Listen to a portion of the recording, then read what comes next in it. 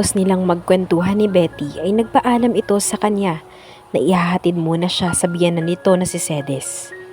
Naisipan naman niyang ipasyal sa garden ng ospital si Creyos nang magising ito. Tulak-tulak niya ang anak gamit ang wheelchair dahil mahina pa ang katawan ng bata galing sa operasyon. "Kailan po tayo uuwi?" tanong ni Creyos sa kanya pagkarating nila sa garden. Nagpakawala siya ng malalim na buntong hininga. "Ayaw mo na ba dito sa ospital?" Malungkot itong tumango. Hinaplos niya ang makintab na buhok ni Creyos at pinigilan ang sariling maluha. Sa mga sumunod na araw, unti-unti nang malalagas ang mga iyon kapag nagsimula na ang chemotherapy treatment nito. "Huwag kang mag-alala anak, kapag magaling ka na, aalis na agad tayo dito. Pero sa ngayon, hindi pa pwede dahil hindi ka pa okay." "Matagal pa po ba yun, Mama? Miss ko nang maglaro kasama si Cedes. Tsaka miss ko na rin pong pumasok sa school." Umupo siya sa bench at inharap sa kanya ang wheelchair ni Creyos. Matapos niyang hinaplos ang pisngi ng anak na nakasimangot pa din. "Malapit na anak. Basta maging mabait ka lang sa doctors ha. Promise ni Mama na tutuparin ko lahat ng gusto mo. Ayos ba yun?" Sa sinabi niya ay unti-unting ngumiti si Creyos. Ilang minuto muna silang nanatili doon bago niya naisipang ibalik ang silid ng anak. Tulak-tulak niya ulit ang wheelchair pabalik sa loob ng ospital nang mamataan niya sa unahan ang ilang pamilyar na muka at isa na doon si Ralphie. Malakas ang gabog sa kanyang dibdib at mabilis na nagtago sa isa sa mga panloob na haligi ng ospital. Marami itong kasama at sa tingin niya ay nagmamadali ang mga ito. Ano bang ginagawa ng lalaking iyon sa ospital? Nang makita niyang sumakay na sa elevator ang mga lalaki, ay saka pa lamang siya nakahinga ng maluwag. Napahawak siya sa kanyang dibdib. Akala niya ay mawawala na siya ng hangin sa labis na kaba. "Bakit po tayo nagtatago, Mama?" Inosenteng tanong ni Creyos. "Ha? Wala anak. May nakita lang si Mama na hindi niya dapat makita." Tinitigan siya ng kanyang anak na para bang inaanilasa ang mga sinabi niya. Ginawaran niya ito ng isang matamis na ngiti para hindi na ito mag-usisa pa. Habang binabagtas nila ang hallway patungo sa silid ni Creyos, ay panay ang tingin niya sa paligid upang siguraduhin na walang makakita sa kanya. Subalit dahil hindi siya nakatingin sa unahan, ay hindi niya sinasadyang mabangga ang taong kasalubong nila. Ouch! Nanlaki ang kanyang mga mata at akmang lalapitan ng lalaki para sana humingi ng paumanhin, subalit para siyang naitulos sa kanyang kinatatayuan sa hindi makagalaw. "Kaya? Tristan?" Halos pabulong niyang sambit. Unti-unting kumunot ang noo ng binata, saka dahan-dahang bumaba ang tingin sa kanyang anak. Napalunok siya habang humihigpit ang kapit sa wheelchair ni Creyos. "Who is..." Hindi na nito natapos pa ang sasabihin nang makita niya sa unahan si Ralphie na patungo sa gawin nila. Pasalamat na lang siya at eksaktong nasa tapat na siya ng pintuan ng silid ni Creyos. Mabilis niyang binuksan ang pinto at ipinasok ang anak. Hindi rin niya nakalimutang hablutin papasok si Tristan na bahagya pang natulala. Sinilip niya sa maliit na salamin ng pinto at kita niya ang pagdaan ni Ralphie na para bang mayroon itong hinahanap. Hinintay niya munang makaalis sa tapat nila ang lalaki bago siya lumingon sa kanyang mga kasama. Nagpalipat-lipat ang tingin niya kay Tristan at Creyos dahil mataman na nagsukatan ng titig ang dalawa. Tumikhim siya para kuhanin ang atensyon ng mga ito. Inamang lumingon sa kanya ang dalawa. "Mama, nawiwiwi ako." Nakasimangot na anunsyo ng anak niya bago tinapunan ng masamang tingin si Tristan. Napakamo tuloy siya ng ulo kahit na wala namang makati. "Ganun ba? Sige, ihahatid muna kita sa banyo." Tumango naman ito. Lumingon siya kay Tristan para sana magpaalam, pero naunahan na siya ng binata. "Take your time kaya, I will wait here." Seryoso nitong tugon. Hinatid niya si Creyos sa loob ng banyo. Inalalayan din niya ito pabalik sa kama. Matamang nakatitig si Tristan sa kanilang mag-ina habang nakadikwatro ang mga binting nakaupo sa couch. "Creyos, magpahinga ka muna ha. Kakausapin lang ni Mama ang kaibigan niya. Aniya sa bata habang inaayos ang kumot nito. Po ba kayo na friend lang, hindi po jowa? Umiling siya at kinurot ang ilong nito bago pinataka ng magaang halik sa noo. Dahan-dahan siyang naglakad palapit kay Tristan at umupo ilang pulgada ang layo sa binata. Pareho silang tahimik na nakatingin kay Creos na unti-unti nang pumikit at nagpahinga. Tumikhim si Tristan kaya napalingon siya sa lalaki. "Is he really your son?" Tanong nito. Humugot siya ng malalim na hininga bago marahang tumango. "Then, why are you hiding him from me? Particularly from Ralphie?" "Kasi baka hindi pumayag ang kaibigan mo. Alam mo na, mataas ang standard ni Ralphie. Kaya malamang hindi nun magugustuhan na isang single mother ang magpapanggap niyang girlfriend/mistress. Isa pa, may sakit ang anak ko, kaya kailangan ko ng pera." Kinakabahan niyang tugon. Nang hindi nagsalita si Tristan, ay sinilip niya ang reaksyon ng lalaki. Nanatili pa rin ang tingin nito kay Creos, habang blanko ang ekspresyon ng mga mata. Nakaramdam siya ng takot sa sitwasyon niya ngayon. Paano na lamang kung magsusumbong ito sa boss niya? Katapusan na ba niya? "Okay, I understand your point." Anito sa kanya. "Ibig mo bang sabihin di mo ako isusumbong kay Ralphie?" Sumilay ang isang tipid ng ngiti sa labi ng lalaki nang lumingon ito sa kanya. "You also have my secret, Kaya. And now, I have yours too. That makes us even." Lumawak ang ngiti sa kanyang labi. "Naku, sabi ko na nga ba magkakasundo tayo eh. Thank you talaga, Tristan. Ang bait-bait mo talaga." "Maya, I'm so sorry, Kaya. Nakalimutan ko nga pala." Nabitin sa ere ang kararating lang na si Betty nang madatnan silang dalawa ni Tristan sa couch. Nakaawang ang labi nito habang nakatitig kay Tristan. Kulang na lamang ay sabihin niyang nagtululaway ang kaibigan. "Oh my God! Annyeonghaseyo!" Bati nito sa bayuko. Gulat namang napatingin si Tristan sa kaibigan niya bago ibinaling ang tingin sa kanya na nagtatanong ang mga mata. Tumayo siya at nilapitan si Betty para ipakilala ang lalaki. Tristan, si Betty nga pala, best friend ko."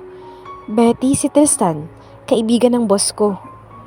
Naglahad ng kamay si Tristan at agad namang lumapit ang kaibigan niya para tanggapin iyon. "Betty de la Cruz is my name and I am single." Nakangisi nitong turan. Pinanlakihan niya ito ng mga mata, pero hindi naman siya pinansin ng babae at nagpa-cute pa dito. Kung nandito lang ang asawa nito ay sigurado siyang nakurot na ito ni Noel sa singit. "Tristan Lu? Chinese-American. Nice to meet you, Betty," sabi naman ni Tristan. Bahagya siyang natawa sa sinabi ng binata. Natutop naman ni Betty ang bibig at nag-peace sign sa lalaki. "Sorry, nalilito kasi ako pero nice to meet you din." Sandali pang kinukulit ni Betty si Tristan bago ito nagpaalam sa kanya. Mabuti na lamang at mataas ang pasensya ni Tristan at hindi napipikon sa mga jokes ng babae. "Ikaw ha? Hindi mo naman sinabi sa akin na may kakilala ka palang ganun kapogi at kayaman. Talagang binisita pa kayo dito ha? Sabihin mo nga ang totoo, Kaya. Nanliligaw ba yun sa'yo?" Usisa ni Betty nang sila na lamang ang naiwan sa silid kasama ang natutulog niyang anak. "Hindi ko naman alam na magagawi siya dito. At saka hindi yun nanliligaw sa akin, no? Bago pa nga lang kaming naging magkaibigan, ligaw na agad." Hindi makapaniwala niyang sambit. Hindi pa rin nawala ang mapanuksong ngiti sa labi ni Betty, kaya hinampas niya ito sa braso. Natatawa naman itong sinalag ng babae. "Pero in fairness, panay ang sulyap niya sa'yo. Mukhang may feelings ang isang yun ah. Malay mo, yun pala ang destiny mo." "Akin talaga? Mukhang ikaw ang may gusto dun. Nagsinungaling ka pa nga na single ka. Kapag nagkita kami ni Noel, isusumbong kita sa kanya." Pananakot niya sa kaibigan. Agad naman itong yumakap sa braso niya at nagpaawa pa. "Magkaibigan tayo, Kaya. Sobrang tagal na tapos basta-basta mo nalang itatapon yung pinagsamahan natin." Tinulak niya ito palayo sa kanya. Agad namang sumimangot si Betty at humalukip-kip. Tigilan mo na yung kakapanood mo ng pelikula. Pati mga linya nila, ginagaya mo na. Saan ka ba galing, dude? Kanina pa kami hanap ng hanap sa'yo. Nakabusangot na tanong ni Ralphie sa kararating lang na si Tristan. Diyan lang sa tabi. May kinausap pa kasi ako sa cellphone. Tugon nito bago sumilip sa silid ng asawa na ni Damon na si Katerina. How is she? Baling nito sa kanya. Still unconscious, but Damon is fine. Tumango ito bago umupo sa couch. Tristan was silent. Mukhang malalim ang iniisip nito kaya hindi niya natiis at siniko ang kaibigan para kuhanin ang atensyon nito. About Kaya? What about her? Kunot noon niyang tanong. If Grace will announce your marriage in public, people will hate Kaya, knowing the both of you are dating right now in the public's eyes. His forehead creased even more. And so? You'll ruin her reputation, dude, and the people close to her. Tugon nito sa kanya. Who cares about it? I will just tell her to hide for a while. Problem solved. That's not it, Ralphie. Anito sa medyo may kataasang boses. Naiirita niyang tiningnan ang kaibigan. Teka nga, Tristan. May I just remind you that Kaya is Kaya Isabella Vallorina, not Vivory Escalante. They are two different people in case you forgot. Matay lamang ang tingin, malamang kanina pa siya bumalagta sa harap ni Tristan. Dahil sa matalim na titig ng kaibigan, pagkabigkas niya ng pangalang iyon. Stop mentioning that woman's name here, Ralphie. Wala siyang kinalaman dito. May diin itong turan. Baliwala niyang nginisian si Tristan. Wala siyang pakialam kung galit ito ngayon dahil sa pagbanggit niya kay Vivory na ex-girlfriend nito. Siya man ay naiinis na rin sa lalaki. Kakakilala pa lamang nito kay Kaya. Pero kung makaasta itong si Tristan ay parang ang tagal na nilang magkaibigan at may pa-concern pang nalalaman na mas lalo niyang ikinairita. He is the boss and Kaya is his employee. Ang mga bagay na tungkol kay Kaya ay kargo nga na niya at walang kinalaman doon si Tristan. Alam niya kung anong ginagawa niya. Rain even told him they saw them hugging last Saturday. Their closeness pisses him off big time. Seriously? Are you two fighting when our friend out there needs our support and compassion at this moment? Pareho silang napalingon ni Tristan sa nakahalukip-kip na si Zeus. Nakasimangot itong nagpalipat-lipat ng tingin sa kanilang dalawa. Hindi sila sumagot. That makes him guilty too. Knowing that they are here for Damon pero heto siya at nakikipag-iringan kay Tristan. I'm sorry, dude. Hinging pa umanhin ni Tristan. Naiiling lang silang tinalikuran at pumunta sa gawin ni Rain. This is your fault, he mouthed. No, it's yours. Ikaw ang nauna. Bulong nito. Muling tumingin sa gawin nila si Zeus, kaya sabay din silang humugot ng cellphone at nagkunwaring abala.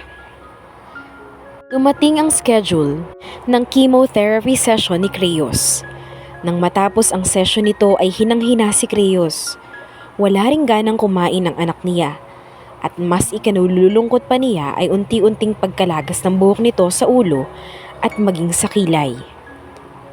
Mama, ayoko pong maging kalbo. Humihikbi nitong sambit ilang araw matapos ang chemotherapy nito. Para namang pinipiga ang puso niya dahil sa patuloy nitong pag-iyak sa mga bisig niya. Hindi niya alam kung paano patatahanin ang anak. Gayong siya mismo ay hindi rin tumigil sa pag-iyak at nakatulugan pa nga ni Creos ang ganoong sitwasyon. Tumunog ang kanyang cellphone.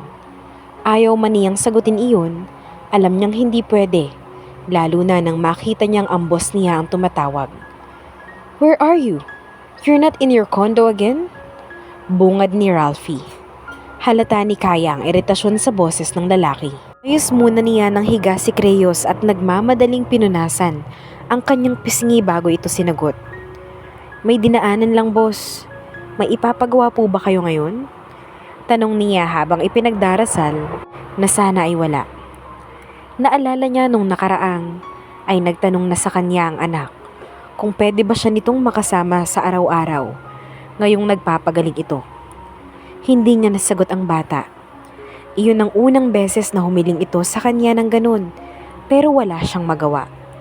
Nakatali siya sa kasunduan nila ni Ralphie. Sana ay hindi sumama ng tuluyan ng loob ni Creo sa kanya, sapagkat lahat ng iyon ay para rin naman sa kaligtasan ng buhay nito. You really make me curious why you're always out.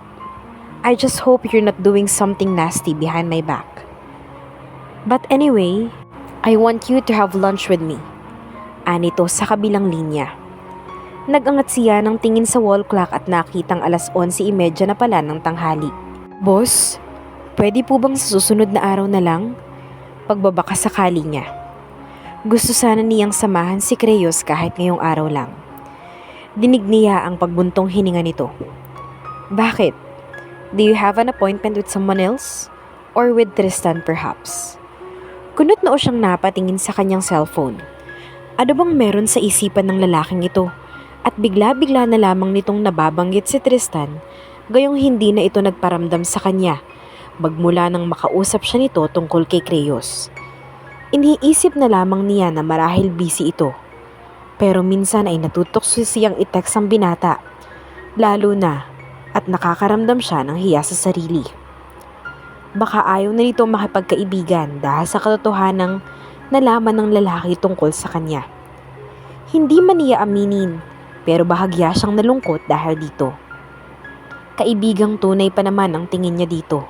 Wala po boss, tipid niyang tugon. Wala siya sa mood makipagbangayan dito. She was emotionally tired. Kung ganun, sasabayan mo akong kumain? I don't take no for an answer. May yamot nitong sambit. Mariin siyang napapikit bago tiningnan si Creyos.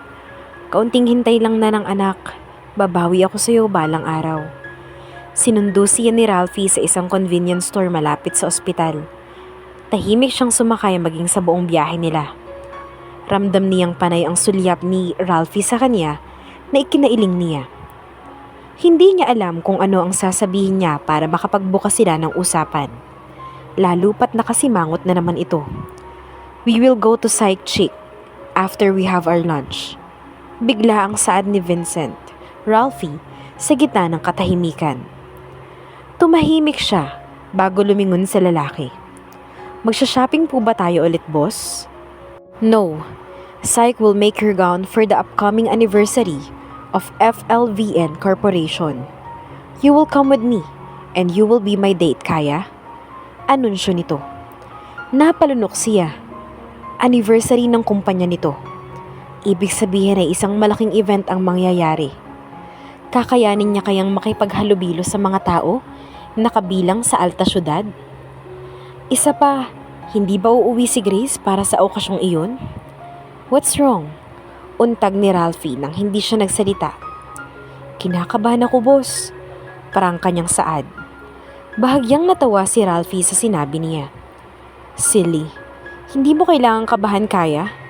All you need to do is smile and stay by my side throughout the event. Pero marami pa ring mga mayayaman ang dadalo. Hindi ko alam kung paano pakikiharapan ng mga iyon. Pag-aalangan niya. Inihinto ni Ralphie ang sasakyan sa isang pamilya na restaurant bago humarap sa kanya. Naalala niyang dito sila unang nag-dinner matapos ang kanyang makeover. Ngayon na lamang niya nabasa ulit ang pangalan ng restaurant. Ang hirap namang espelengin ang pangalan na iyon. Just don't mind them, kaya? They are all humans, just like us. Kaya wala kang dapat ikabahala. Yung asawa mo, boss, hindi po ba siya dadalo? Alanganin niyang tanong. Kita niya ang pag-igting ng panga ni Ralphie, pati ang paghigpit ng hawak nito sa steering wheel. All artists under my company are invited, including her. It doesn't matter if she will come or not. Nothing will change. You will still be my date on that event. Matatag nitong wika. Tumango na lamang siya at hindi na nakipag-argumento. Subalit hindi pa rin naaalis ang agam-agam niya. Kung sakaling dumating si Grace sa araw na iyon, hindi ba't napaka-awkward na siya ang nasa tabi ng asawa nito? Napalis lang ang mga iniisip niya nang may magkahawak kamay silang pumasok sa loob ng restaurant. His hands is bigger than hers and warm. May ilang mga matang napapalingon sa gawin nila, pero hindi niya iyon binigyan ng pansin. Ipinaghila siya ni Ralphie ng upuan nang may isang matangkad at sexing babae ang lumapit sa mesa nila. Pakiramdam niya ay nanliit siya sa ayos nito. Halos lumuwa na kasi ang dibdib nito sa suot na kulay blue na tubres at ang iksi pa talaga. "Hello, Mr. Vincent Ralphie Lee? I hope you still remember me." Masiglang anas ng babae.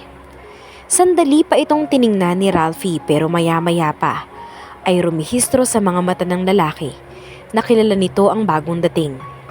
"Miss Corpus, nice seeing you here."